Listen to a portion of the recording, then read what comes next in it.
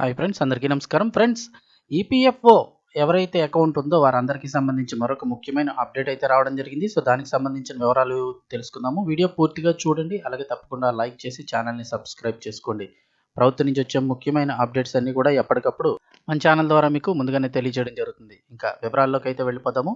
మార్చి తర్వాత నుంచి అయితే కనుక ఈపీఎఫ్ఓ పరిమితి భారీగా పెంచే ప్రస్తుతం అవకాశాలు అయితే కనిపిస్తూ ఉన్నాయి. దానికి సంబంధించిన కంప్లీట్ డీటెయిల్స్ అయితే కనుక తెలుసుకుందాము.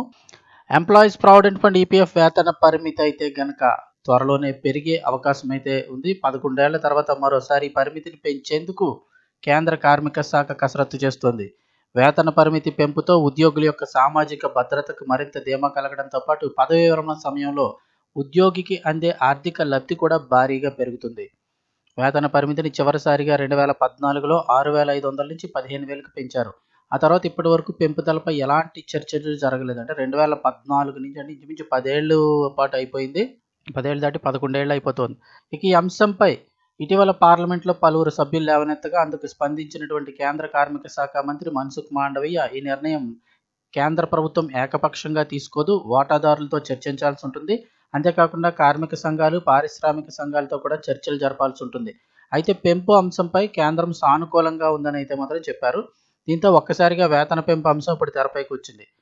30,000 వరకు కూడా పెంచాలని అయితే అంటున్నారు సంఘాలు.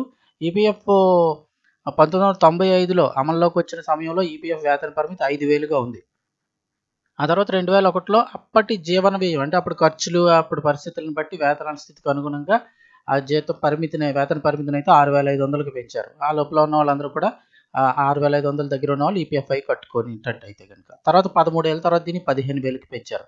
ఆ తర్వాత ఇప్పటి వరకు ఎలాంటి మార్పులు చోటు చేసుకోలేదు. ఇప్పుడు ఉద్యోగాల్లో చేరే వారికి కనీస వేతనం 20,000 కంటే ఎక్కువగానే ఉంది. దీంతో ఇప్పుడు ఈపీఎఫ్ వేతన పరిమితి పెంపు అనివార్యమని కేంద్ర కార్మిక సంఘాలు అయితే చెప్తూ ఉన్నాయి. ఇప్పుడున్న పరిస్థితులకు అనుగుణంగా వేతన పరిమితిని 25,000 నుంచి 30,000 రూపాయల వరకు పెంచాలని అయితే వారందరూ డిమాండ్ చేస్తున్నారు. వేతన పరిమితి పెంపుతో ఎక్కువ మంది ఉద్యోగులు ఈపీఎఫ్ పరిధిలోకి వచ్చేస్తారు.